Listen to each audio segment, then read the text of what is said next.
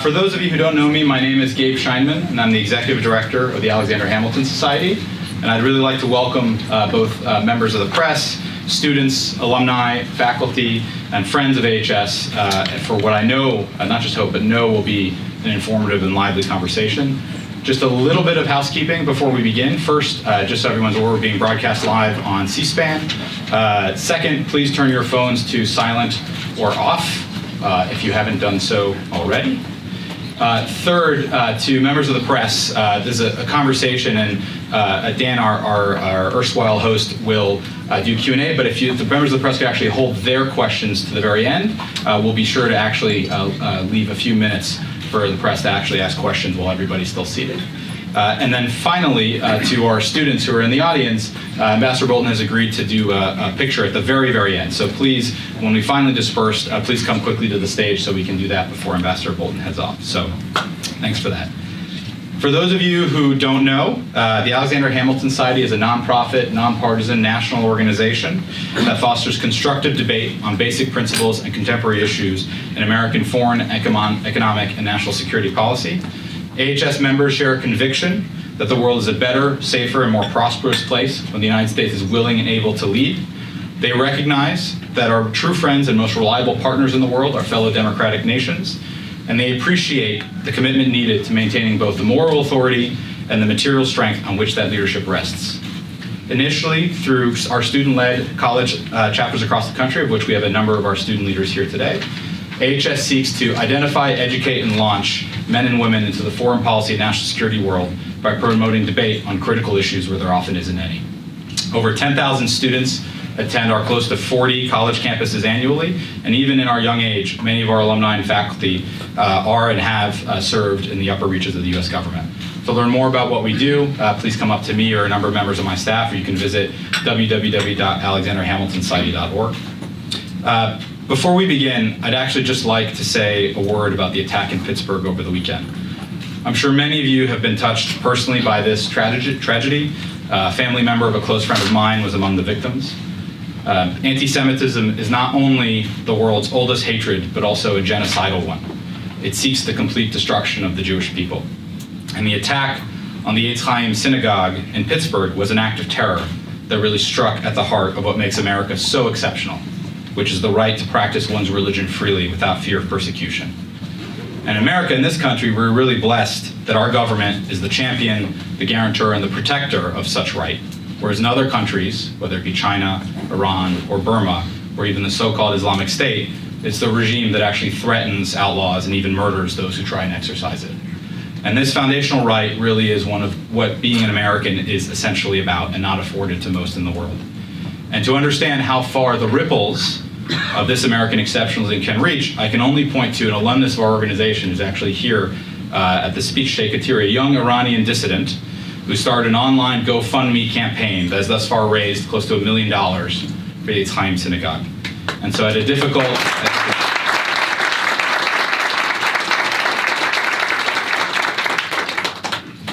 time for our country, it's stirring not only to see the outpouring of support, but also the defiance that evil will not win.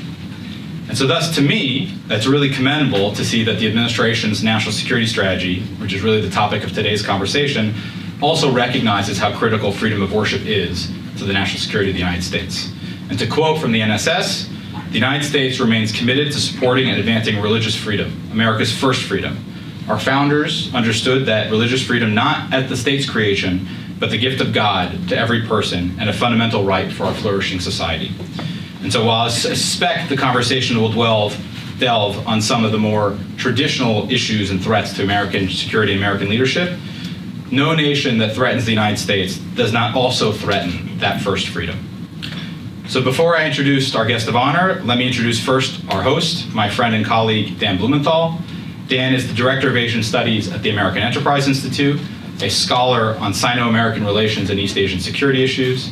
He's a former Pentagon official, and perhaps most importantly, both to me, he's the founder, one of the founders and visionaries behind the Alexander Hamilton Society. Finally, it is my honor to welcome Ambassador John Bolton, Assistant to the President for National Security Affairs. And this is actually a lesson for all our students in the audience who are at the beginning of their careers, that even at the highest levels, of national security and foreign policy roles in the US government, you remain either a secretary or an assistant. And so Ambassador Bolton has served under 4 US presidents for nearly 20 years of public service. Prior to this role, most recently as the US Permanent Representative to the United Nations during the George W. Bush administration. He's just recently returned from a trip to Russia and the Caucasus, where he made some news, but what was less, I think, widely reported is he also laid a wreath at the site of the assassination of liberal Russian politician and Putin critic Boris Nemtsov, who was murdered in 2015. And most importantly, again, to me, he was a longtime member of the AHS Board of Advisors, traveled to a number of campuses to speak to our students about the importance of principled and powerful American leadership in the world. And so with that, thank you for your service to the country, your service to the President, your service to the Hamilton Society. And gentlemen, please, the stage is yours. Thank you very much.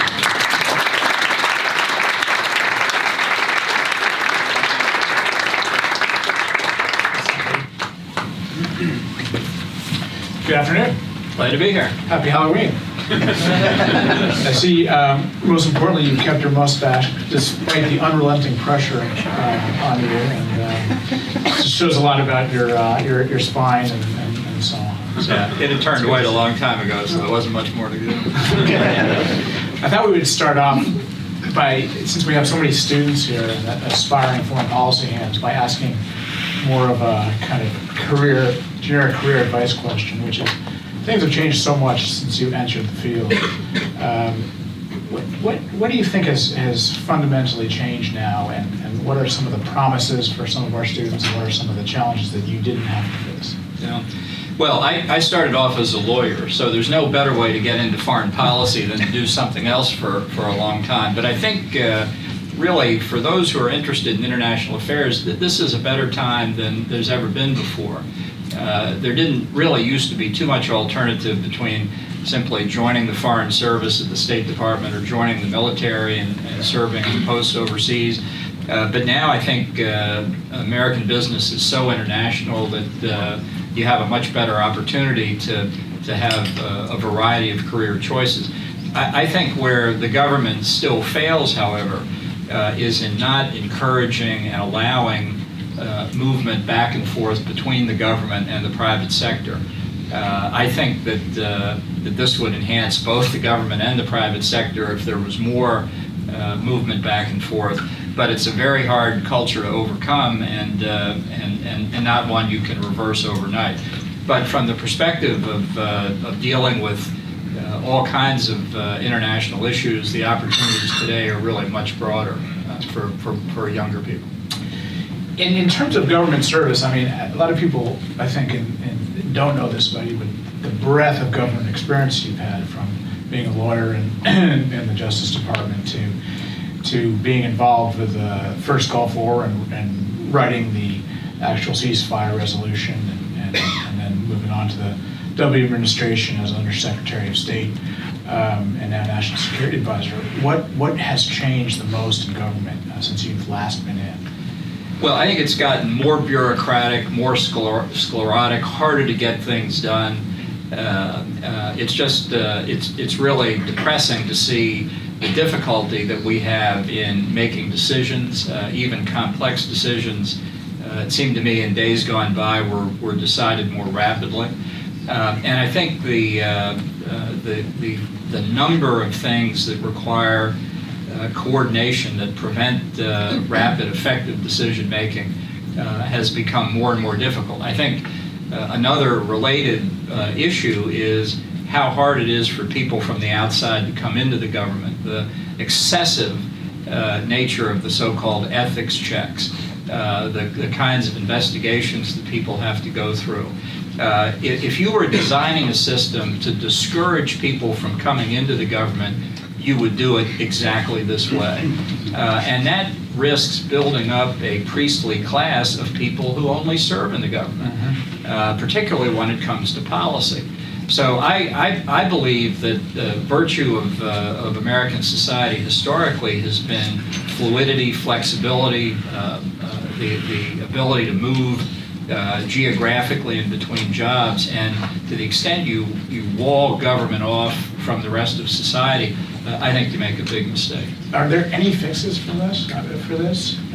Well, I think part of what needs to happen is a Congress that's more willing to allow for the executive branch to make decisions that increase flexibility and reduce bureaucracy, that give the president greater authority to move budget levels around within departments and even between departments.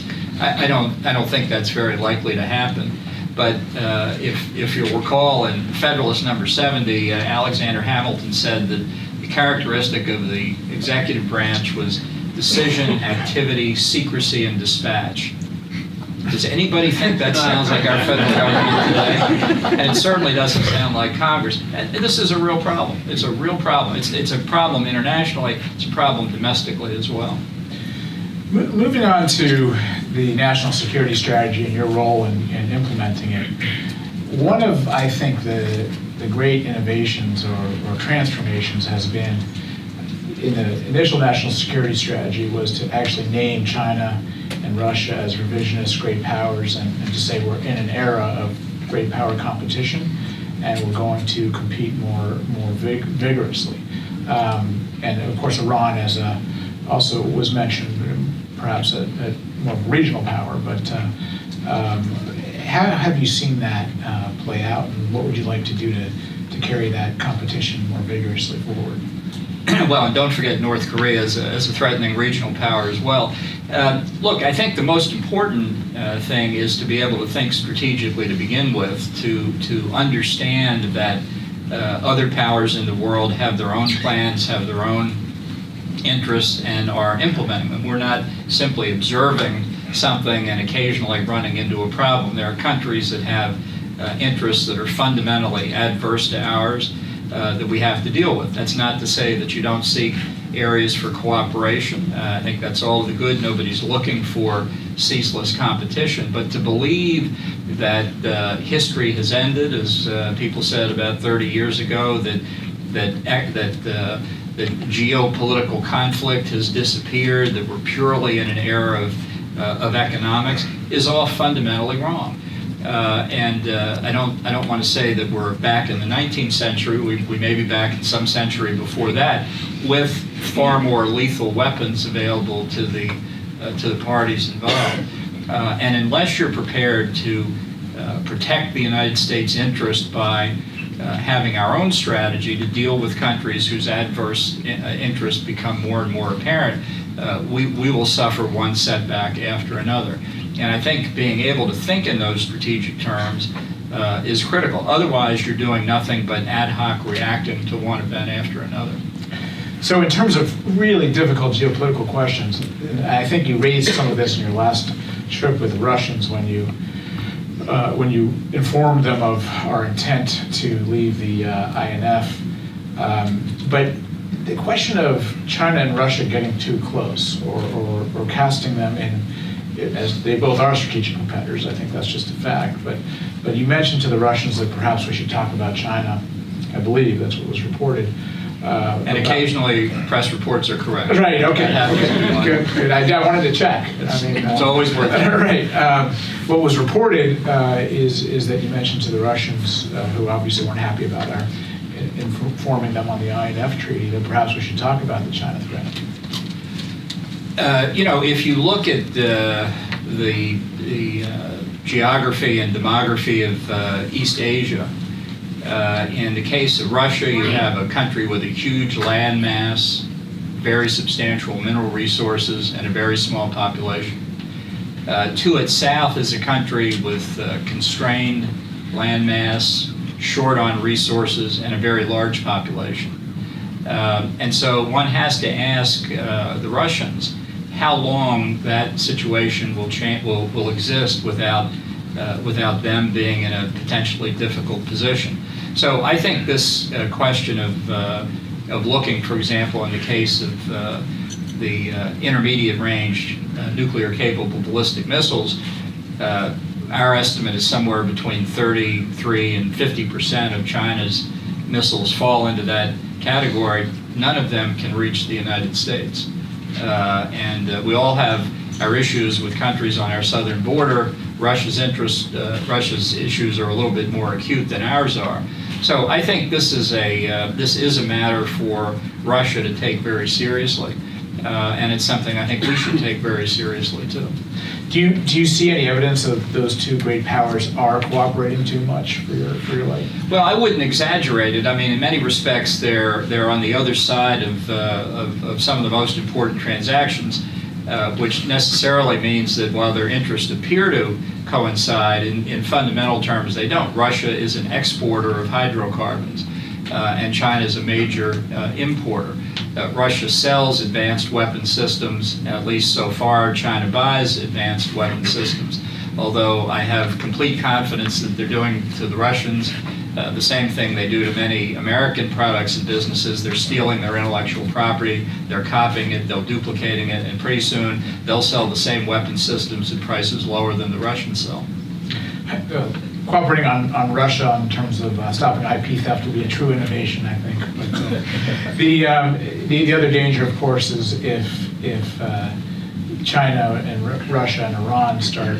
Russia and Iran obviously do cooperate, but if three of those stated revisionist powers actually start to cooperate more, and I don't think you see too much evidence of that, but is it a concern? Well, I think one of the linkages between the strategic competitors of Russia and China and the issues of Iran and North Korea really do coincide in many respects, and it's so important in dealing with North Korea and dealing with Iran is that although the proliferation threats are more important, they have significant ties to the strategic threats as well.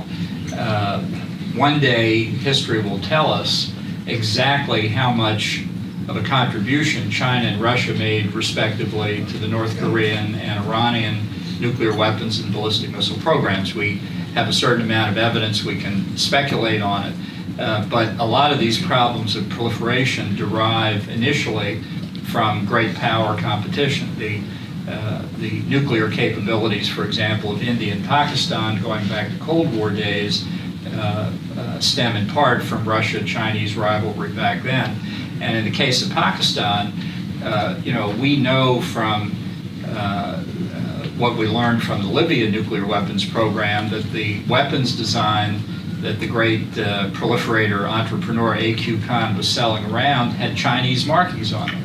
So there's a lot of commonality between the proliferators, the rogue states, the regional threats, and what they derived over time from the global powers too. That's an important point. Do you see so much of the North talks about North Korea have to do with their own strategic forces and their threats to employ them against South Korea and Japan, but the proliferation threat, I imagine, has not gone away. Generally speaking, in terms of global proliferation and countries proliferating and networks proliferation, how much difference do you see now from when you were last in government in charge of those very issues?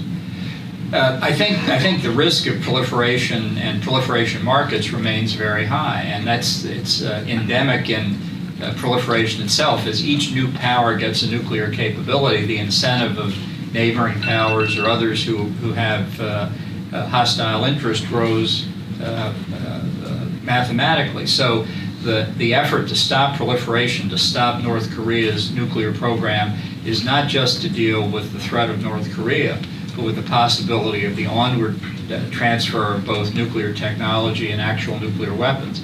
And to stop Iran before it gets to that point has implications not only in the Middle East and what Iran's capabilities are, but the risk that they would also transfer it in the future.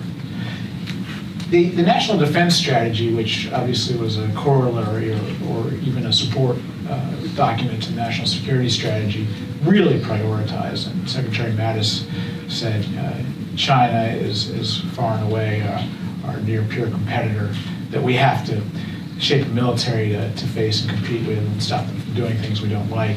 Russia was up there. It put terrorism a little further down. How do you think about that? Well, I think it's because it's a strategy paper. You ought to look primarily at the strategic level. And I think the importance of all of these things that were written before I joined the government, and which I'm perfectly content to leave as written because I think they were well done, is to be able to plan over a longer period of time. And too often in the government, one problem, as the cliche goes, is that the urgent crowds out the important. It's not that terrorism has ceased to exist as a threat. There's a lot of reason to believe that in many respects it's become more difficult to find that the dangers are really continuing to grow, and in the perfect storm where the terrorists get weapons of mass destruction, that threat really remains.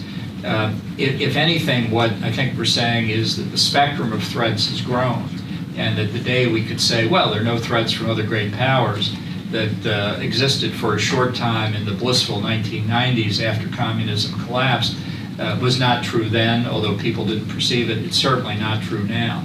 So you have a range of threats from the more particularistic terrorist threat right up to great power competition and everything in between. That's why there's such strain on resources and a strain on budget to correct for 8 years of underspending, dramatic underspending under Obama, is still very difficult to do, even for an administration that's determined to try and make the military whole again.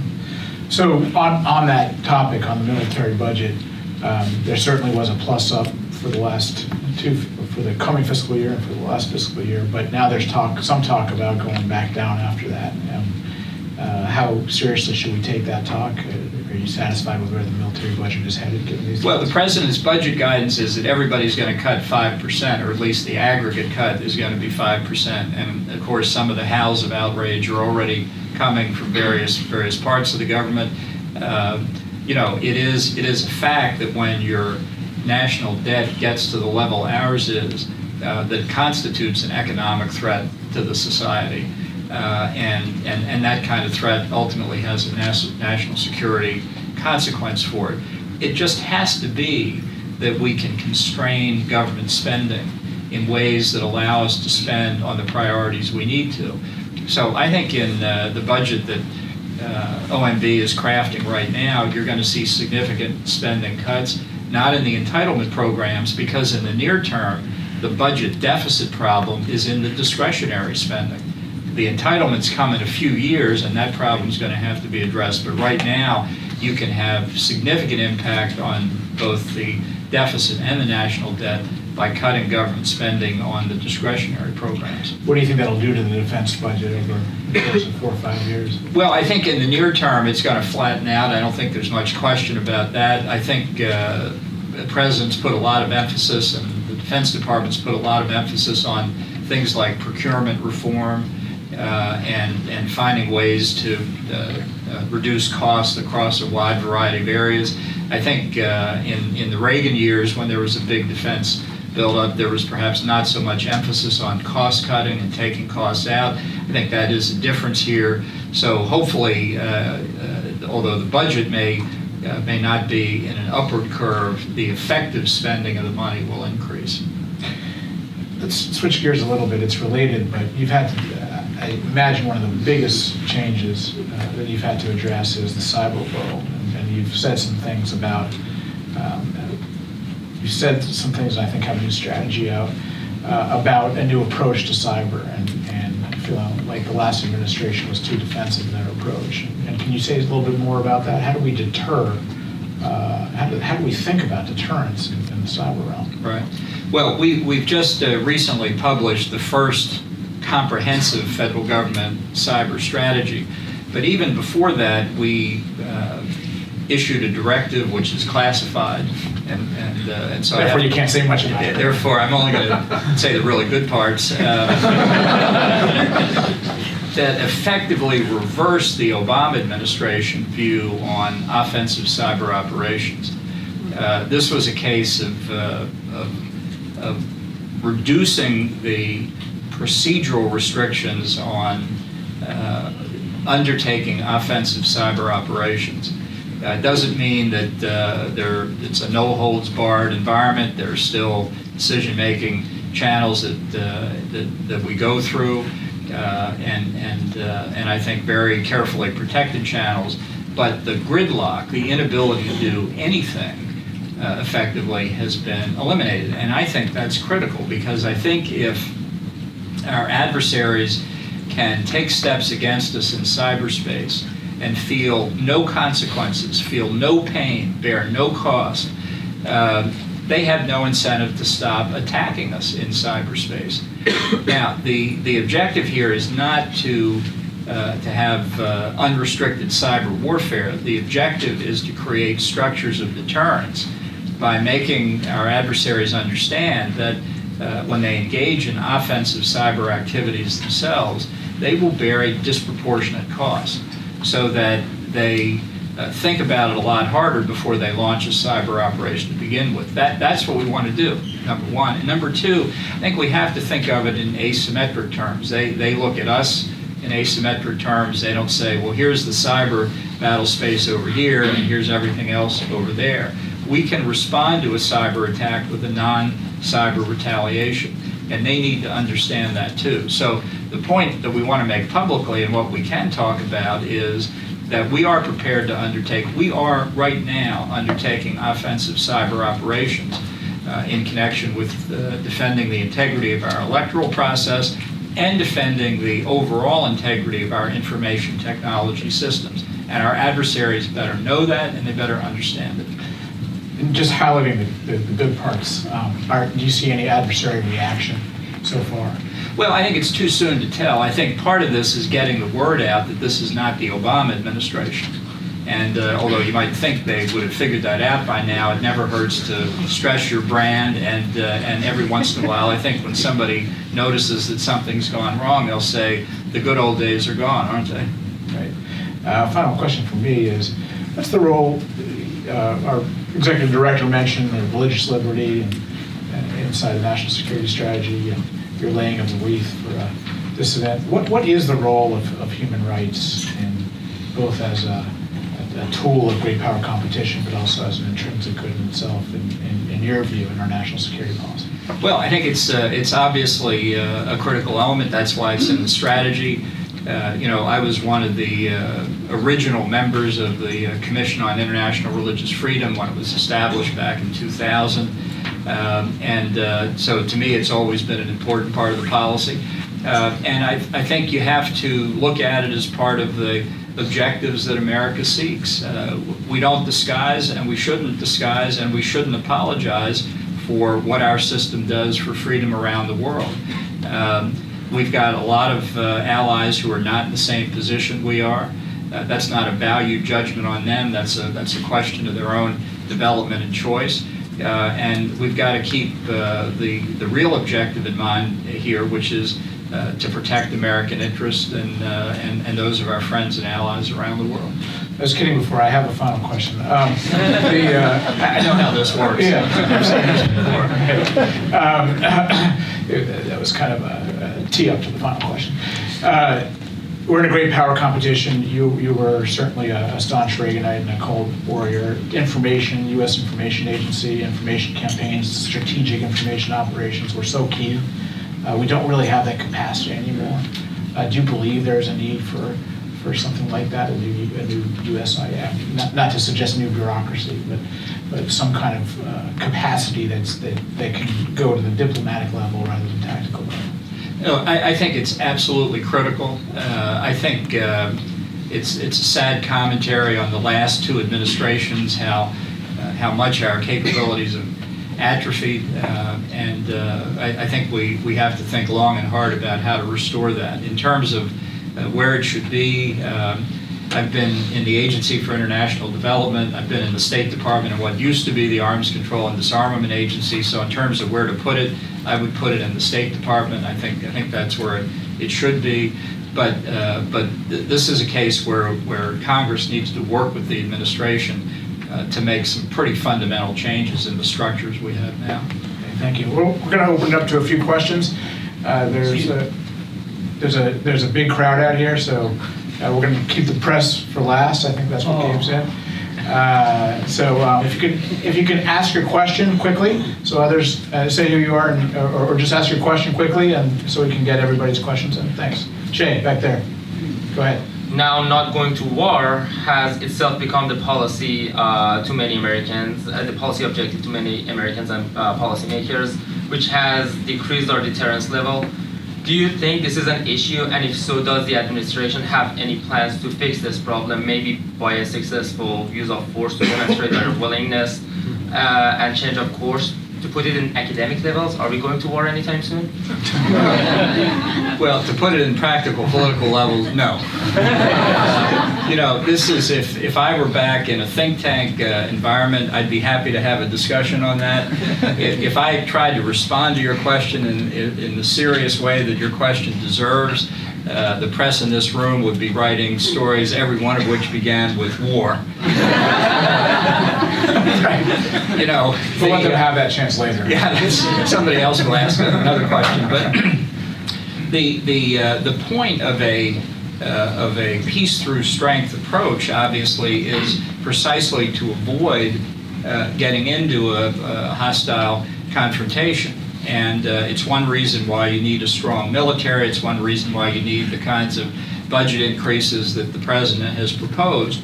But it's also has to do with your diplomatic posture and what you expect and what you insist on in the conduct of your adversaries. And I think for far too long, we have encouraged the possibility of military action by our adversaries and their surrogates because of our weakness, our military weakness and our diplomatic weakness. Let me give you a case study from the past week, the INF Treaty. It is beyond question a view shared by every NATO ally that Russia's in serious breach of the INF Treaty. That they've been in breach for 6 years, if not more. This was the view of the Obama administration, repeated publicly in their compliance reports to Congress, and amplified by this administration, including most recently Secretary of Defense Mattis briefing the defense ministers at NATO a few weeks ago. But the response of the Obama administration to palpable violations of the treaty was simply to keep talking. Now, we're at a point in terms of Russian violations where the president has decided that we're going to get out of the treaty. And people have said, oh my goodness, can't you just try and bring the Russians back into compliance? Well, let's review the bidding on that diplomatically. The American position is the Russians are in violation of the treaty. The Russian position is they're not in violation of the treaty. So let me ask you this. How do you bring the Russians back into compliance when they don't think they're out of compliance to begin with? That's the reason the president made it unmistakably clear about 10 days ago that we're going to withdraw from the INF Treaty. And I think that would be entirely justifiable if I didn't even have to mention the word China. I could also mention words like Iran and North Korea. And the reason is that leaving aside some of the other successor states of the Soviet Union, the only two states bound by the INF Treaty are Russia and the United States. Now, it's our view that, as I say, the Russians have violated. They've already withdrawn from the INF Treaty by their violations. So that leaves one country bound by the INF Treaty, and we're sitting in it. Think about that for a minute.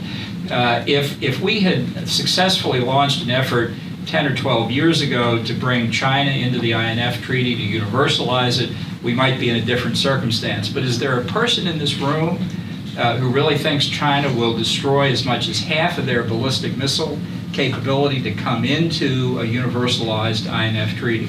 So the diplomatic response to repeated treaty violations, the diplomatic response to other countries taking advantage of not being bound by the treaty's obligations, the response by the Obama administration was zero. So what encouragement does that give to our adversaries? It says, cheat and succeed. Don't enter into treaties with the United States and succeed. And what we're going to say is, if you're in a treaty with the United States, we're going to abide by it. We have more lawyers per capita at the Pentagon than any other defense ministry in the world. We couldn't violate a treaty if we wanted to. Anybody else who wants to sign a treaty with the United States is going to adhere to it, or there will be consequences. Just quickly before I turn to Arvind, on the INF, how soon would we then be able to build our own cruise missiles? or cruise missiles, I guess. Well, we have, this is one of the reasons why the INF Treaty is really a relic of the Cold War, because air or sea-launched cruise missiles right now are not in violation of the treaty if they're in the Baltic Sea. But if you put them on the ground in Europe, then they're in violation of the treaty. So it really wouldn't take that much in terms of research and development. We're already underway. That's permitted under the treaty. At some point in due course here, we'll give formal notice of withdrawal and material breach, and then we'd be in a position not to comply with the treaty. But that's really going to follow here, as I say, in due course. Well, as they say in China, we're going to hurt a lot of feelings of the Chinese people in doing so. But, Arvind, go ahead. Yeah, staying on China, how closely intertwined is the national defense strategy as concerns China along with the economic strategy? Because right now the whole leadership seems to be focused on kind of fixing the Vision 2025 China plan, which is more about the economic side than about the defense side. And how much of an alliance approach are we using in that? Because it seems on the economic side, by tearing up the TPP, which was really an anti-China trade treaty, we've kind of left our allies a little bit out of the picture. So is this a go-alone strategy, or how's that going to be done? Well, look, on TPP, let's be clear. Hillary Clinton said she would get out of the TPP too. So of the two major contenders in the United States in 2016, neither one of them believed the TPP. Now, Hillary may not have been telling the truth. I mean, I just throw that out as a possibility. I think she would have withdrawn from it as well, or withdrawn from the negotiations. Look, I think that the tariffs that the Trump administration has imposed really are an economic version, the tariffs imposed on China, an economic version of what we've just done with the INF Treaty. I remember vividly the arguments made when China came into the WTO that by bringing it into the WTO, international norms would pressure Chinese behavior, that things would change, and they would become a more market-oriented, rules-based society. Instead, for nearly 20 years, they've continued to steal our intellectual property. They've engaged in forced technology transfers. They've discriminated against foreign trade and investment, both in their own internal economic decisions and their judicial decision. And Donald Trump called them on it and said, you're not going to get away with it anymore. For all the other disagreements we have with Europe on some of these economic issues, they feel the same pain from Chinese behavior on IP and technology transfer and the rest. And I'd say our assessment is that China's amazed at what the Trump administration has done. What are these people doing? We're not getting away with it anymore. That's not in our game plan here. We're looking through the pages, and they're not supposed to do this. They're supposed to sit back and take it. And I think it's caused a lot of hurt feelings, as Dan said, inside China, that we're not a well-bred doormat anymore. And I think it'll produce some changes in behavior. Good question back there. And I might say I am a free trader, unlike Alexander Hamilton, the great proponent of tariffs to protect infant American industry. That was just to get things going. Go ahead. You can speak loudly. I think I'm good without a Yeah, go ahead. Catherine Bato from the Carnegie Endowment for International Peace. I had a question on North Korea.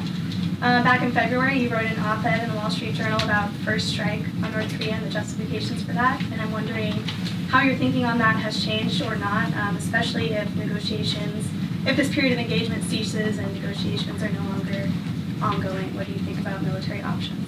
Well, I've written and said a lot of things over the years, and I still believe every one of them. But I don't compare what I said back when I was a free spirit with what I say now as the National Security Advisor, because obviously I'm in a very different kind of place.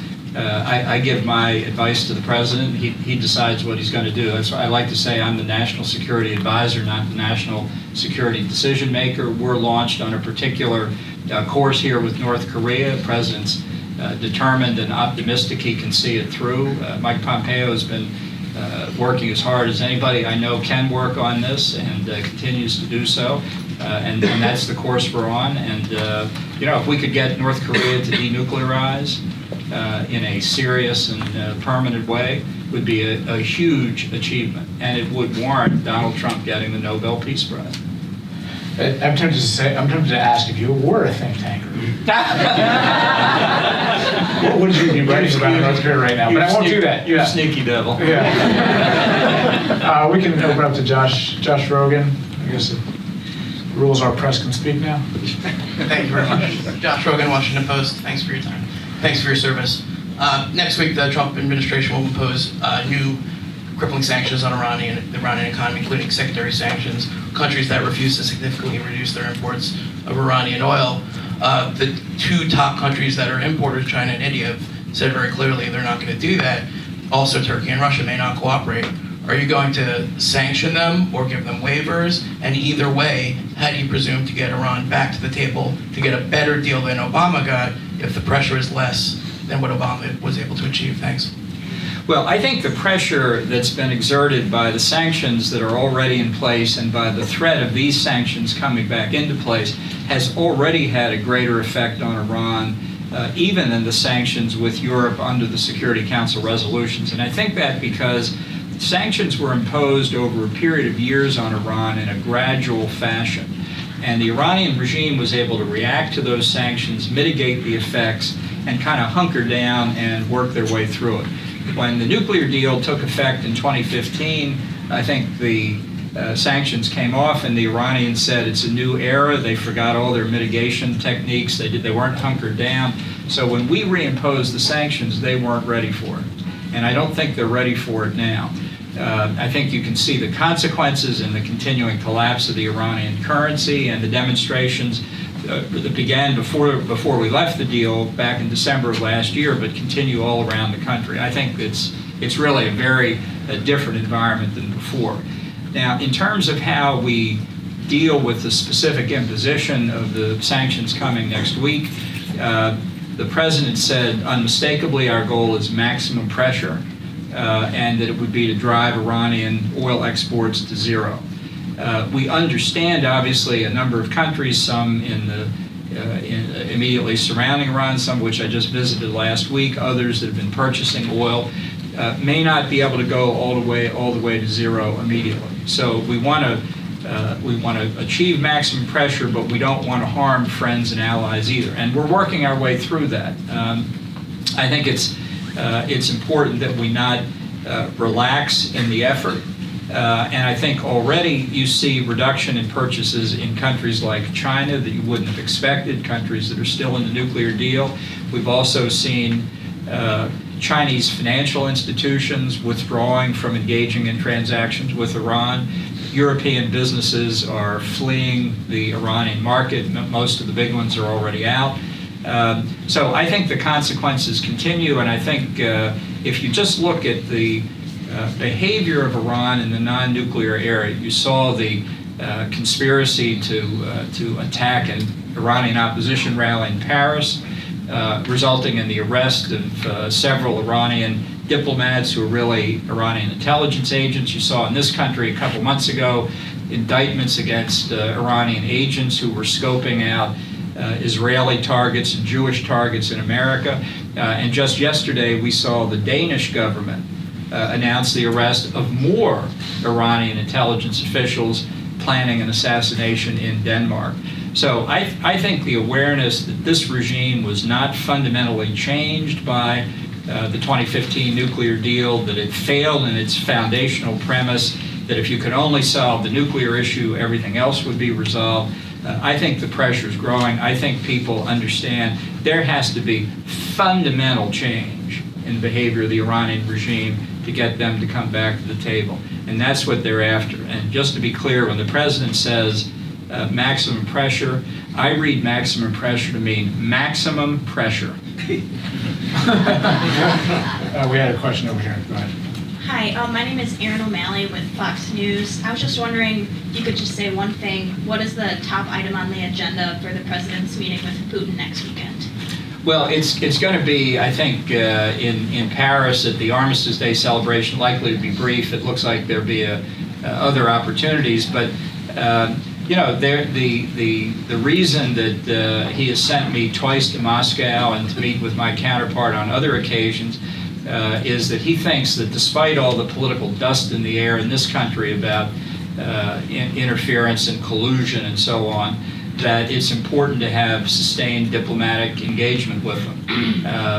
That's the reason he went to Helsinki. That's the reason we're still talking about it. And there are a lot of issues to discuss. The INF Treaty is certainly one of them. We have other arms control issues, but we've got their behavior in the Middle East, in a whole range of other areas that it's important that we continue conversations on. Just Fosco, a follow-up. Not to obsess about China, but that's what I do for a living. What was, did Putin or anyone else that you talked to in Russia have any reaction to your suggestion that perhaps there should be more talks about a common approach on some strategic issues related to China? Well, it was less a suggestion to have a common approach than to talk about what it means to see China in its current pursuing its current policies, which in the South China Sea are near belligerent in many respects, and in the East China Sea engaged in behavior that's very troubling to Japan, Taiwan, and others, troubling to India in their part of Asia, troubling to the Central Asian republics. So I think it's important to have that conversation, and if you're not speaking with the Russians at a senior level, you can't really do that. Okay, I think this gentleman was very patient. Yes, Mohammed, with France 24. First of all, let me congratulate you. Your mustache looks good on camera. That's why he kept it. Well, that helps me for the white balance at least. But Anything I can do. the Iranians, the Iranians in the 4th of, we waited the 4th of November for a big market change on the oil business, on the oil markets, prices, and how much does Saudi Arabia would play a role to establish the market first. Second, for the Danish operation that was countered by the Swedish and the Danish intelligence. Do you think that will help you to convince your counterparties in Europe to take a better approach or a pro-American approach toward Iran? Well, with respect to the oil market, one of the things that the administration has done that the Obama administration did not do was attempt to encourage other producers to alter their production to make up for drops in output from Iran. Now, there are chemical differences in oil, and refineries have different capabilities, so it's been an interesting exercise, but I think we have been able in a number of cases to find alternative sources for purchasers of Iranian oil to be able to engage. We're looking for others. We think we'll have more success there. And that both stabilizes the international price of oil and eliminates the need for countries to rely on Iran. In terms of the terrorist behavior of Iran, you know, Ronald Reagan designated Iran as the first state sponsor of terrorism. And what they're engaged in now is just outright terrorism as a state itself. They're not sponsoring terrorism. These are terrorist attacks that they're planning. So I think our friends in Europe take a look at this, and I think it makes it's unfortunately persuasive evidence for our point that it's not just the nuclear threat of Iran, and that one of the mistakes of the Iran nuclear deal was that it didn't address the other aspects of Iran's malign behavior in military terms and in its involvement in terrorism. Quickly on that point, no one's asked about Saudi Arabia yet, so the question about Iran and Saudi Arabia, I mean, here's for clear educational purposes at the Alexander Hamilton Society, we have clear national security interests with respect to Saudi Arabia and keeping Saudi Arabia on our side and the Iran coalition in the Gulf, but we also have human rights concerns. And how do you see that balance playing out in real time? Well, we've said unmistakably to the Saudi government, the president has, Secretary Pompeo has, I have, others have, that we expect them to get to the bottom of this. We expect there to be accountability for what happened, which was criminal without any question, and they have promised to do that. And they have gone a long way already, and we'll see what the next steps are. But as the president said, this is a very important relationship. It goes back to Franklin Roosevelt, and it has significance not just in the the issue of Iran, but in a wide variety of other ways as well. Okay, this woman over here, please. Thank you, Elise Labott with CNN. Thank you for your remarks, Ambassador. If I could follow up on Saudi Arabia. Obviously, the murder of Jamal Khashoggi has kind of brought to light some of the concerns that the U.S. has had with the leadership in Saudi Arabia, not just on human rights, but on Yemen and their actions in Yemen and the situation with Qatar.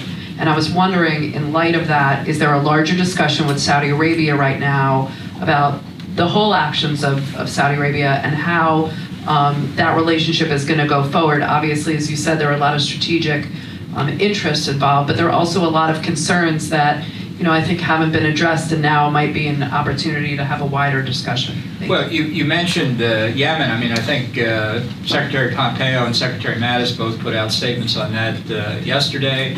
And I think there are a whole range of issues, obviously, we do discuss with the Saudis. I also think it's important to look at the records of other countries in the region, which are not, many of those regimes, not filled with Jeffersonian Democrats. So you can be upset about the human rights record of an American friend, but that doesn't mean that our adversary's human rights record is any better. And just to recall what Jean Kirkpatrick said about that in her famous article and commentary, the possibility of change in the right direction is far more present in our allies than in some of our adversaries. Let's wrap up with this, because we're running out of time, I believe, or we're about to. About 2 years left, 2.5 years, at least for this term. And what would you say, looking back after a few years as National Security Advisor, if you could achieve 3 things, what would they be? And what would you call them? Call those a win, a successful term? Getting out of the Iran nuclear deal, getting out of the INF Treaty. Okay. Number 3, to be determined. All right. Well, thank you so very much, Ambassador Bolton. Glad to be here. This is such a great thing for our students and for the Alexander Hamilton Society in general. And we really enjoyed you coming by and speaking with us. It's my pleasure. Good luck to the society. It's a great organization.